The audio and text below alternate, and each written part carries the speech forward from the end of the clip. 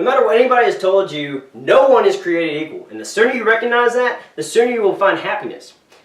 Being a man has its complications. It's unorthodox to assume that all men are masculine, when it's clearly femininity is just as likely, except it's frowned upon. Now personally, I love the movie The Notebook, and I'd be lying if I said that I haven't cried a few times over it. I also love ballet, because I think it's super awesome that somebody can show so much emotion with every single inch of their body.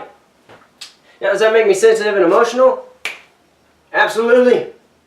Does that make me less of a man? Absolutely not. Men are faced with judgment and expectations daily from all their peers, especially those of the same gender.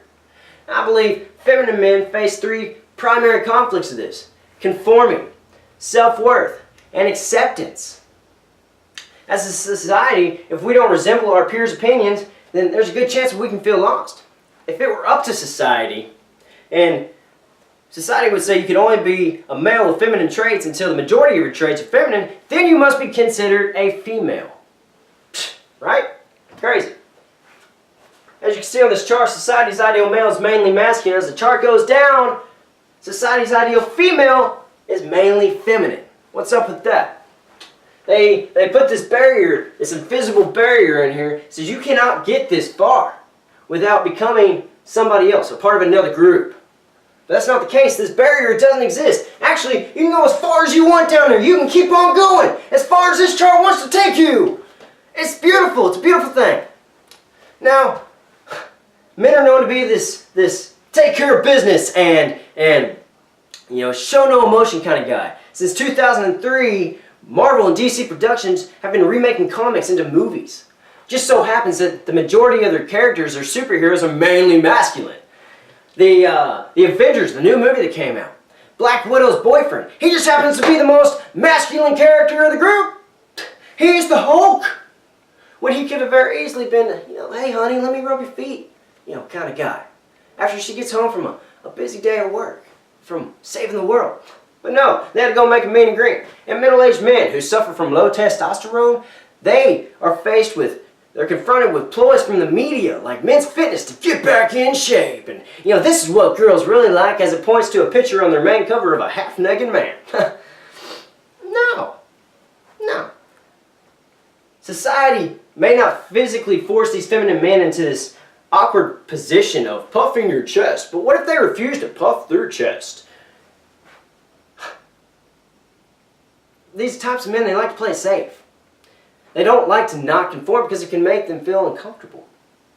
The reason being is sometimes it's not safe. Sometimes something valuable is at stake. A man's self-worth is his most prized internal possession. Without it, there is no value. The National Health Service in the UK have recognized low self-esteem issues, and they've tried to make tools to help it. Number one, first, they suggest to confirm what you're good at. More than likely, if you're a feminine man, then you have some feelings that go with it.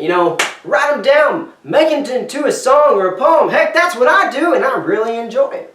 Number two, second, build positive relationships. My mother used to tell me, Chase, if you hang out with scum, then you might as well be scum. And she was right. So surround yourself with people that make you appreciate yourself. And number three, the third, last but not least, learn to say no. Just because the boys are going out for a boxing match in the backyard, that doesn't mean that you have to join. And if they criticize you for that, go back to number two and remember, hey, they're scum. Surround yourself with, good people. Yeah. Now, there are several benefits from being a feminine man. I personally enjoy getting primped, exfoliating my face, wearing nice clothes, and practicing proper manners. It doesn't only make me appear professional, but likable as well. Speaking of likable, eHarmony and Vice have confirmed what women truly find attractive in a man.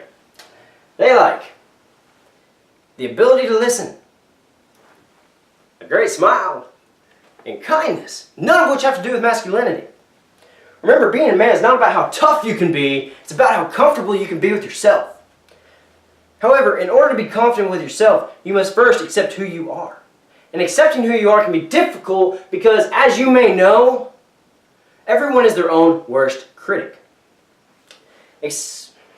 You you must support your personal interest and find comfort in your subconscious behavior, which will then lead to probably true acceptance. Some feminine interests may include decorating, fashion, writing, and even cooking. Compared to masculine interests, these feminine hobbies, they're just as important.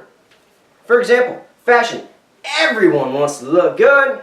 Writing. The ability to speak to someone on a whole other level of understanding. And number 3, cooking. Don't even get me started on cooking. God did not issue you an operations manual when you were born. There is no right or wrong way to be the person that you were meant to be. Masculine men tend to bottle up their feelings, which can be unhealthy. When feminine men, we tend to use a bottle more like this compared to this. And what do you think happens when the bottles need to be refilled? You know, when they need to be emptied?